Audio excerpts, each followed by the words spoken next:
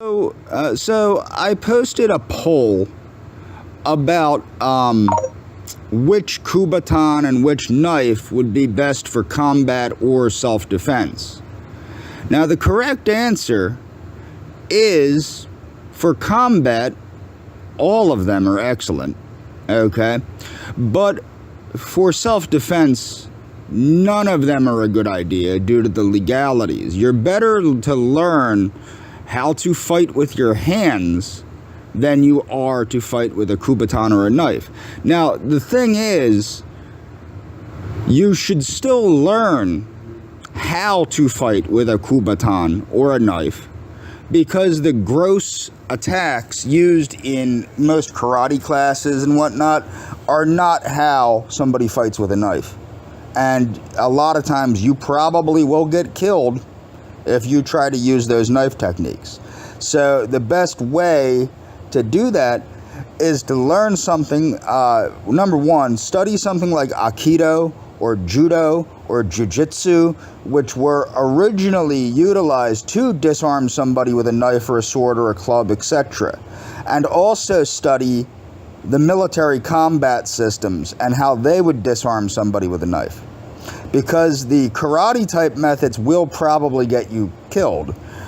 They're not as efficient or effective unless somebody's literally going to raise a knife way over their head and come at you like that, running at you like a maniac. They're not going to work, okay? And this is a problem with Krav Maga and things of that nature.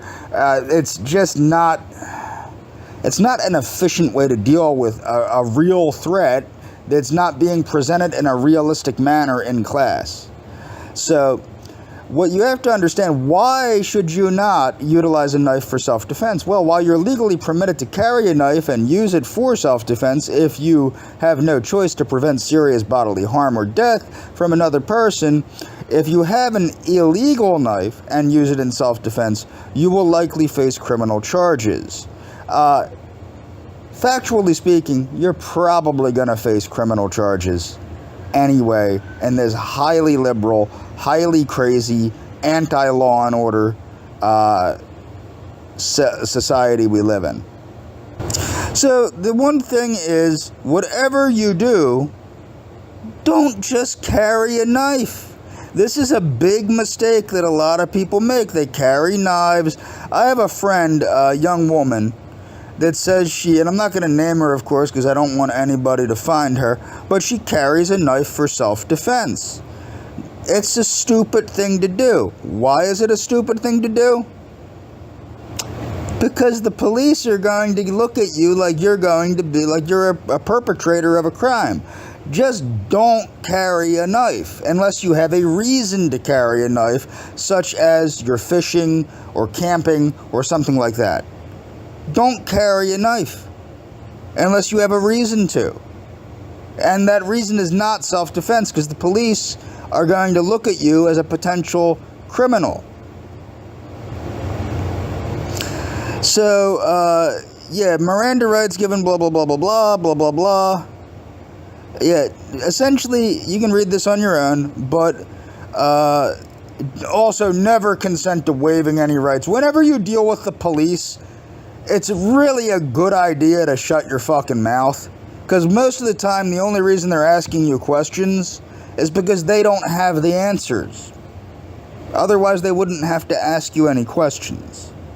You understand? Now, even if you answer honestly and you're innocent, they're going to take things you say and they're going to twist them out of context to make you look like you're guilty. How do cops get paid? Cops get paid when you fuck up and when you go to court and when you pay fines.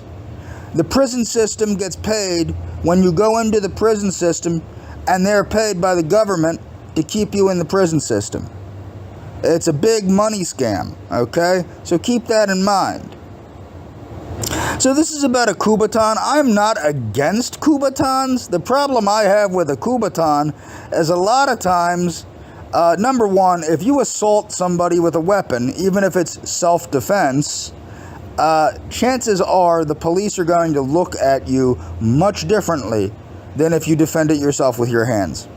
Okay, that's my one problem with the Kubotan. The other problem is, unless you're physically holding your keys, unless you're physically holding them, you're probably not going to be able to access it quickly enough to use it as for self-defense. It is far better to condition your hands and know how to use your hands properly to attack the sensitive parts of the body. Now, the reason I'm making this video is I do plan on expanding my channel when I can get a few people together into combatives. Combatives are military-style martial arts. And yeah, that's all for this video. Enjoy.